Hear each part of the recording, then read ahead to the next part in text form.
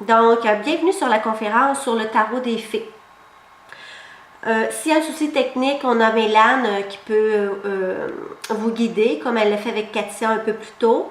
Et puis, à la fin de la conférence, il y a toujours une période de questions entre 4-6 minutes.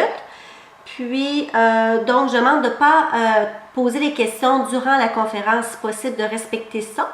Sinon, ça peut nous distraire et voilà, c'est bien. Et des fois, je ne peux pas répondre à votre question parce que je ne l'ai pas remarqué, je ne l'ai pas vu. Bon, là, je vais vous parler du tarot des fées. Je vais vous le présenter. Ce n'est pas un tarot qui est beaucoup connu, mais je trouvais ça intéressant de partager avec vous plusieurs outils que moi je possède et que d'autres voyants médiums possèdent, et ça fait des ajouts dans nos connaissances. Donc, le tarot des fées, c'est celui-ci. Je vous montre quelques cartes. Et l'extérieur, je vous le montre pourquoi, parce que souvent quand on achète un tarot, on voit pratiquement pas les images, on voit juste l'extérieur. Donc voilà.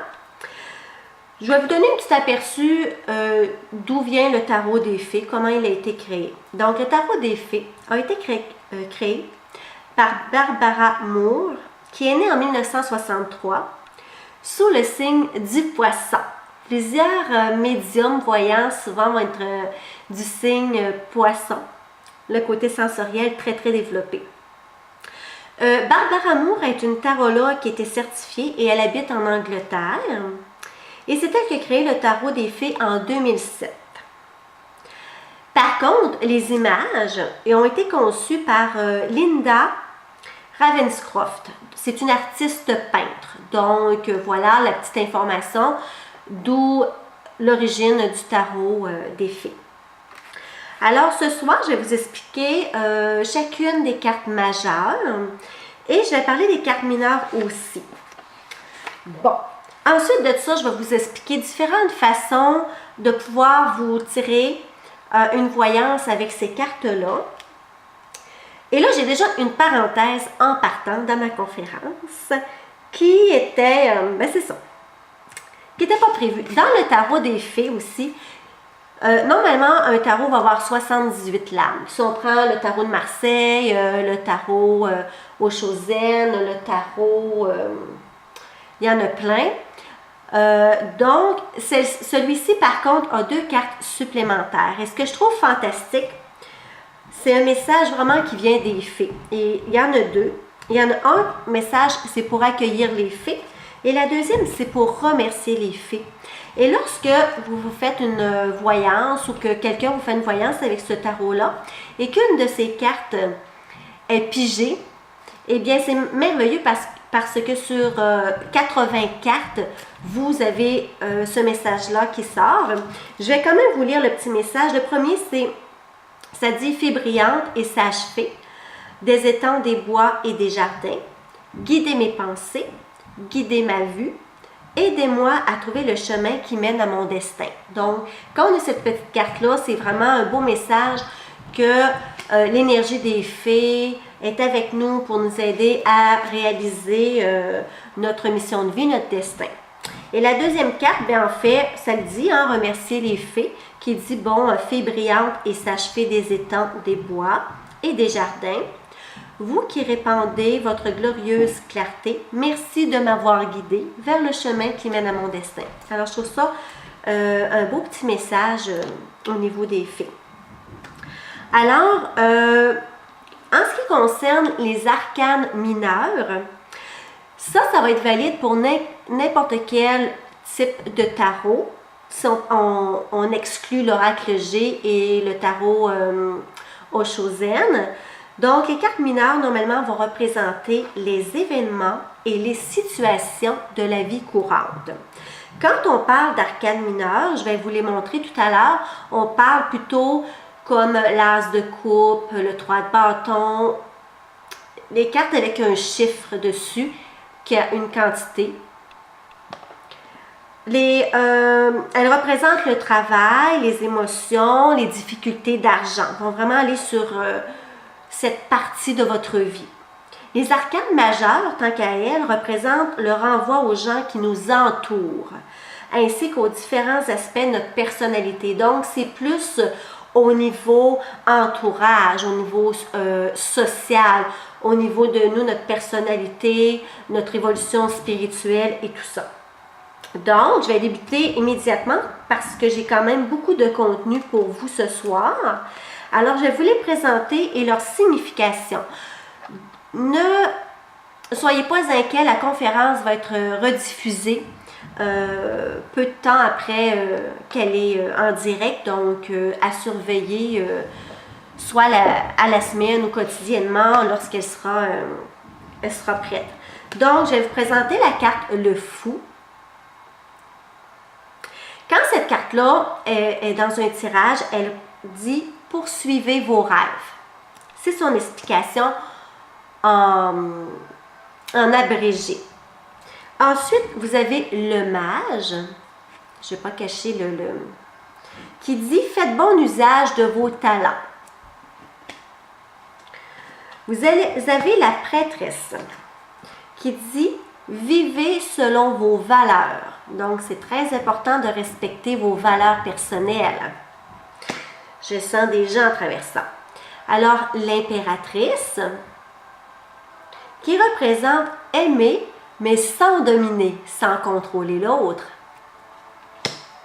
On a ici l'Empereur qui représente de vous consacrer au plus grand bien de tous. Souvent aider les gens, beaucoup de gens qui vont, justement les voyants, les médiums, d'autres personnes qui vont travailler dans des milieux médicaux ou du bénévolat aussi, des trucs comme ça. On a le Prêtre. Ça veut dire consacrez-vous à l'étude de grandes vérités.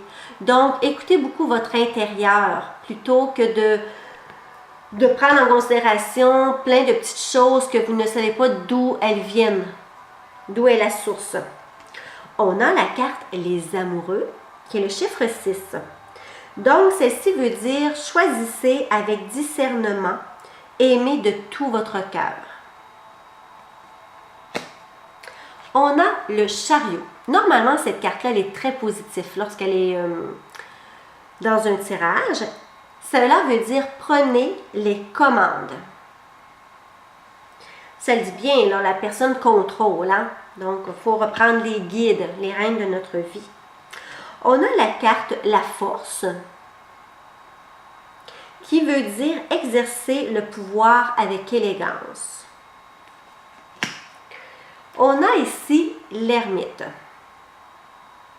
qui veut dire revoyez vos croyances. Donc, des fois, ça veut dire que peut-être on s'est égaré un petit peu hein, dans nos pensées, dans notre discernement. Ici, c'est la roue de fortune. Donc, réagissez avec circonspection. La roue tourne très rapidement. Souvent, il faut s'arrêter un petit peu, être en recul pour savoir quand, autrement dit, embarquer dans la roue et quand être en retrait. On a ici la justice qui veut dire agissez avec sagesse, ne pas précipiter les choses, ne pas agir sur le moment soit de la colère ou spontané. Certains moments, quand cette carte-là veut dire réfléchis avant de poser un geste, une action, une parole. On a le Pendu. J'espère que vous voyez bien les cartes. C'est sûr que peut-être des fois. Alors, sacrifice et foi. Quand vous avez cette carte-là, ça veut dire que vous aurez comment je pourrais dire ça en mes termes? À faire un compromis et de garder confiance que quelque chose de meilleur s'en vient pour vous. Ici, c'est la carte de la mort. Donc, vous voyez, c'est toutes des fées. C'est un petit peu style gothique. Ça veut dire acceptation et espoir. On parle toujours pour le tarot des fées, bien sûr, la signification. On a la tempérance, qui veut dire centrez-vous et recherchez l'équilibre. Des fois, on éparpille nos énergies. On va de gauche à droite, on n'est pas centré, on n'est pas focusé sur notre direction. On a le diable. Choisissez vos plaisirs prudemment. La tour. Une conviction sera démolie. Donc, une croyance ou vos convictions vont être mises à l'épreuve et peuvent même être détruites. Des fois, on s'est fait une image de quelque chose où on a vraiment mis une situation, une personne sur un pied d'estal qu'on dit, et puis là, on est déçu. On a ici la carte de l'étoile. Renouveau et guidance. Alors, quelque chose de neuf qui s'en vient dans la vie. La lune.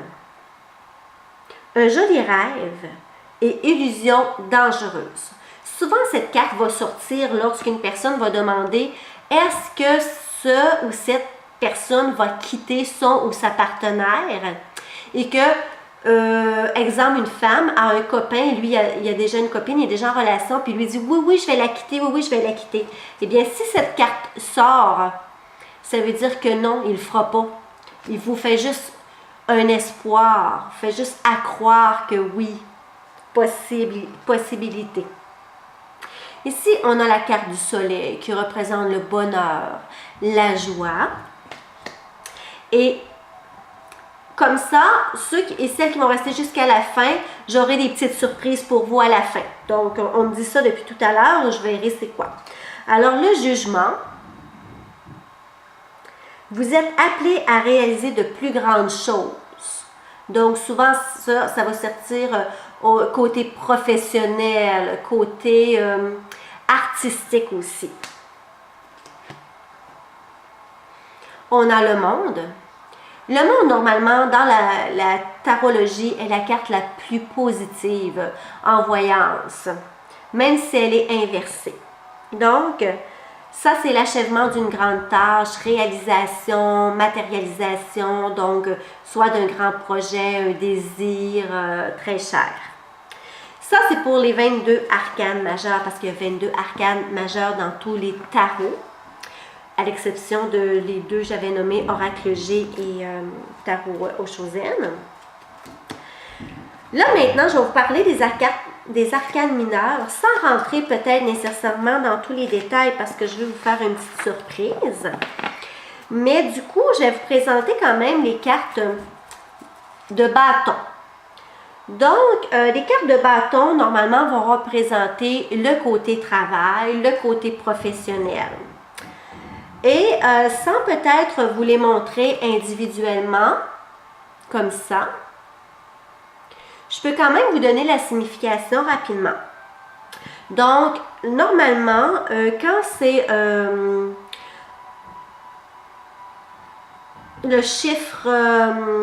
le chiffre pair dans les bâtons, normalement, c'est positif. Donc, on va parler de victoire, de vivacité, d'énergie. On va parler de prospérité. On va parler d'une association, un partenariat, mais positif, gagnant. Si on va plutôt du côté impair, à ce moment-là, ça va être plus des défis, une confrontation, une résistance, même une résilience, quand on résilie une association, un contrat avec une personne, et même voir un fardeau. Donc ça, c'est lorsque c'est pair, c'est positif pour les cartes au niveau du bâton. Et quand c'est impair, c'est normalement l'opposé qui est négatif, donc qui est des soucis. Maintenant, je vais vous présenter les couples. Les couples sont toujours reliés au côté affectif, côté de l'amour. Voilà. Je vais essayer de... Alors, les cartes au niveau de l'amour sont quand même, que ce soit pair ou impair, en général, c'est assez positif parce que c'est le côté affectif. Il y a peut-être juste, si vous arrivez sur la carte 5, que je vous dirais au niveau affectif qui est le plus négatif. qui est la plus négative, vous voyez, la petite sirène, elle pleure, elle a une grosse peine d'amour. Donc, normalement, si on y va avec l'as, c'est un nouvel amour, une nouvelle relation. Le 2, on va parler d'engagement. Le 3, on va parler de célébration, ça peut être un mariage, la cohabitation, des fiançailles. Le 4, il n'est pas négatif en soi, mais on va parler d'ennui. Quand ça va sortir, le 4 au niveau des couples, souvent, ça va être des gens que leur partenaire va partir à l'extérieur, soit pour le professionnel, soit pour un voyage. Donc, une petite séparation, mais temporaire. Donc, c'est pour ça que c'est pas si négatif en soi. Le 5, comme je vous ai dit, c'est une peine, c'est une séparation. Le 6, c'est... on pense souvent à l'autre. Le 7, c'est un choix à faire si on s'engage plus dans la relation. Le 8, 9, 10, ben, c'est réalisation, satisfaction. Donc, la relation va très bien à ce moment-là. On va y aller maintenant avec les cartes au niveau de l'épée. Normalement, les cartes d'épée, c'est pas bien positif. Hein? C'est plutôt des cartes, je vous dirais, que ce soit pair ou impair. Normalement, c'est négatif dans l'ensemble. Et c'est des soucis, des disputes. Donc, je vous les présente. Les épées. Alors, vous voyez, ça c'est l'as d'épée. Et là, vous avez tout comme ça ici. Donc, ça, on va avec l'as d'épée. Problème. Le 2, vous devez vous protéger. Le 3, c'est une peine de cœur. Là, c'est vraiment difficile. Le 4, on vous avertit, fais attention, tu as besoin de repos. Le 5, c'est vous allez avoir une discussion, mais une discussion difficile où ce que vous aurez à émettre vraiment votre point de vue, à vous débattre pour exprimer vraiment ce que vous ressentez. Le 6, une décision difficile à prendre. Le 7, vous avertit de ne pas précipiter les choses. Le 8, restriction, donc une limitation, réduction. Quand je dis restriction, limitation, ça peut être au niveau professionnel, ça peut être au niveau affectif. 9, de la cruauté. On va avoir de la cruauté mentale, de la cruauté physique. Le 10, c'est la carte la plus positive des épées. Et là, ça redonne espoir. Ça veut dire qu'il y a possibilité que les choses changent. Maintenant, on y va avec les cartes du Pentacle. Et normalement, les cartes du Pentacle représentent votre côté monétaire, l'argent, les biens matériels. Ça peut même aller au niveau des promotions parce que ça parle d'une augmentation financière. Voilà, ça peut être aussi un héritage. Oui, ça serait dans l'ensemble ça. Donc voilà, je vous présente les pentacles. Ça, c'est l'as de pentacle. Et puis, je vais vous en montrer une autre qui...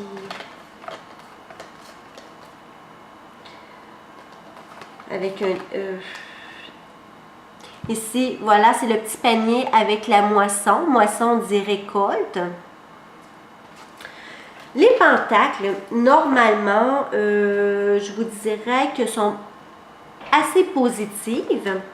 Il y a peut-être une ou deux cartes qui sont des avertissements. Alors, si on parle de l'as de pentacle, on peut dire denier aussi, en tout cas, c'est la même chose. Normalement, c'est la carte la plus positive au niveau financier, au niveau matériel. Le 2, on va parler d'équilibre, une stabilité. Le 3, on va parler d'une habilité à faire un peu plus de gains. Donc, soit vous allez avoir des idées nouvelles pour augmenter vos revenus, ou soit on va vous proposer quelque chose de nouveau. Le 4, les biens personnels augmentent. Vous allez... c'est-à-dire ça vous annonce un confort matériel, une sécurité matérielle. Il y a seulement la carte 5, comme on a parlé tout à l'heure, je crois que c'était au niveau des couples, qui est négative, qui parle de pauvreté. Alors, ça peut être une perte de sous si vous avez fait un investissement ou si vous attendiez de l'argent, que vous avez prêté des sous à quelqu'un. Alors, à ce moment-là, il y a une perte ou un retard. Le 6, ça parle de générosité, vous êtes quelqu'un qui partage beaucoup. Le 7, on dit planifie, c'est le temps d'investir, au contraire. Le 8, on parle d'apprentissage, donc ça peut être des études pour augmenter vos revenus. Le 9, on parle de confort, alors là, vous êtes maintenant à votre aise. Et le 10, bon, là, c'est la totale, on parle d'une prospérité vraiment assez importante. On a presque plus de soucis. Bon, ça dépend toujours de la limite de chaque personne. Pour elle, qu'est-ce qui est vraiment la zone confort, mais normalement, dépendant de l'individu, quand cette carte-là sort, dit ça va atteindre l'objectif que tu t'es fixé au niveau confort financier et matériel. Donc, maintenant, on passe aux choses pas sérieuses, mais joyeuses. Pour faire un tirage avec le tarot des fées ou avec n'importe quel autre tarot, c'est bien certain qu'il faut se faire une petite ambiance environnante, un genre de petite bulle. Bon, on peut mettre de l'encens, des petites bougies, des pierres. Il faut toujours préparer nos questions, c'est important. Pourquoi c'est important? Pour bien la formuler. Sinon, il y a tellement de pensées qu'on peut dire... penser à une autre question vient mélanger l'autre. Donc, pour avoir une meilleure réponse plus précise, plus claire, c'est pour cette raison-là que c'est bien d'écrire nos questions, de les préparer. Ensuite, on choisit une méthode de tirage que je vais vous expliquer. On brasse les cartes, on dispose les cartes, je vais vous montrer comment faire. Et ensuite, on interprète les cartes et toujours à la fin, on remercie pour les réponses qu'on a reçues. Et c'est toujours important de purifier les cartes. Donc, lorsqu'on fait un tirage, pour purifier nos cartes, il y a il y a peut-être plus de façons, mais moi, les deux façons que j'aime bien, c'est soit les passer au-dessus de l'encens qui les nettoie, ou les prendre dans mes mains et par le souffle. Le souffle est plus purificateur. Donc, je souffle dessus. Je fais toujours ça après chaque tirage avec vous, chers clients. Ensuite, lorsqu'on a purifié nos cartes, on va les battre. On va les mélanger. La façon qu'on va les mélanger, c'est pas vraiment important. Moi, j'ai de petites mains. Ces cartes-là sont pas très grandes, donc je peux les battre comme ça. Tandis que des fois, il y a des tarots un peu plus larges. On peut les mettre sur la table, toujours qu'on ne voit pas l'image, et on les mélange avec nos deux mains. On les mixe avec nos deux mains pour bien imprégner les cartes de notre énergie. Ensuite de cela, dépendant de la méthode qu'on va choisir de tirage, on va piger des cartes. Là, pour le tarot des fées, il y a plusieurs techniques de tirage. Et ce qu'on va faire, là on est... oui, d'accord. Je vais vous les expliquer et après je vous ferai un truc. Donc, la goutte de rosée, bon, les termes, c'est pas trop grave, mais c'est le tirage d'une carte. Donc, on tire qu'une carte tout simplement pour obtenir rapidement une question. Donc, ce qu'on fait, exemple, on pose notre question en mélangeant nos cartes et on pige qu'une carte et celle-ci va nous répondre positive ou négative. Ça, c'est vraiment pour des petites questions qu'on n'a pas besoin de trop élaborer. Là, je vais dire un truc vraiment anodin, mais exemple, non, même pas anodin. Non, j'annule ça, je change ça. Est-ce que je vais me marier? Exemple, on pige une carte, ça dit oui ou ça dit non. On a eu notre réponse, le oui ou le non. Par contre, si on veut élaborer, à ce moment-là, on va y aller avec plus de cartes. Donc là, on va faire un tirage de 3 cartes. Donc, on va mélanger les cartes et on va en sortir 3 qu'on va poser juste comme ça ici. Donc, la première carte va parler du passé. La deuxième va parler du présent et la troisième va parler du futur. Donc, dépendant de l'interprétation des cartes que je vous ai parlé un petit peu plus tôt, cela va vous dire si c'est positif, si c'est négatif. Ça peut vous sortir le type de personne aussi. Donc, ça va vous guider dans le passé, le présent et le futur.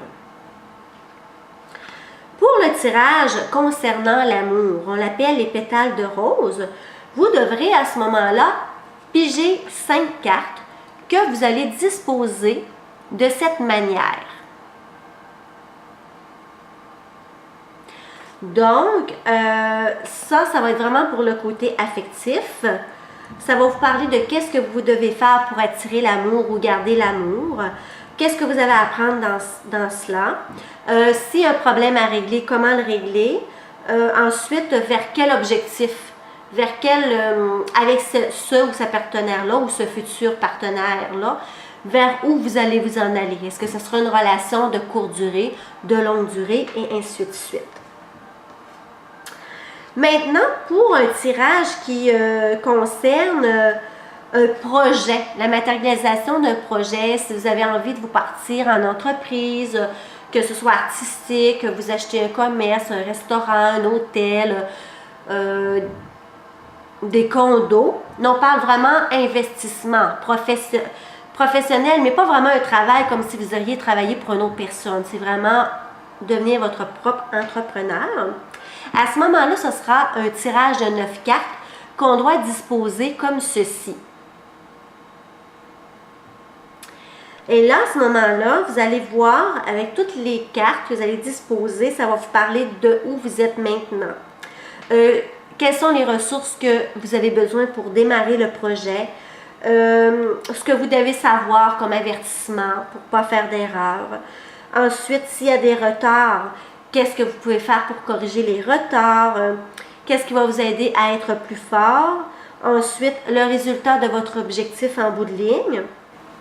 Ensuite, il reste 2 tirages à vous présenter, qui est en fait un tirage qui parle plus de vous, personnel. Donc, c'est un tirage de 8 cartes que vous étalez comme ça, une à la suite de l'autre. Et ces cartes vont vous dire plus votre cheminement de vie, votre cheminement personnel. C'est quoi votre mission? Qu'est-ce que vous devez faire pour enlever vos craintes, vos peurs? Ensuite, comment les surmonter? Comment travailler votre image publique? Augmenter votre vocation, vos ambitions, les amis, les espoirs, les buts, les souhaits. Et de vraiment révéler votre voix intérieure pour recevoir les secrets qui sont cachés. Ça, c'est vraiment cheminement personnel. Et le dernier tirage, qui est la méthode tournesol, quand même, ça le dit, là, ça fait comme une horloge, dans le fait. Eux, ils marquent tournesol, mais on pourrait dire une horloge, sauf que 13 cartes. La 13e est là. Fait que vous les disposez vraiment en cercle, comme une horloge. Et ce tirage-là va servir, lui, en fait, pour l'année complète. Qu'est-ce que vous allez vivre dans l'année? Donc, on a les 12 mois de l'année et vous qui êtes au centre, la carte 13. Donc, famille, frères, sœurs, conjoints, conjointes, le cœur, les voyages, le travail. Ça parle même de sexualité, la mort, l'argent. Ça va tout chercher ce qu'on recherche à savoir au cours de toute l'année. Normalement, un tirage, vous pouvez vous tirer une fois par jour. Il n'y a pas de souci car l'énergie est en perpétuelle circulation. Hein, elle bouge continuellement.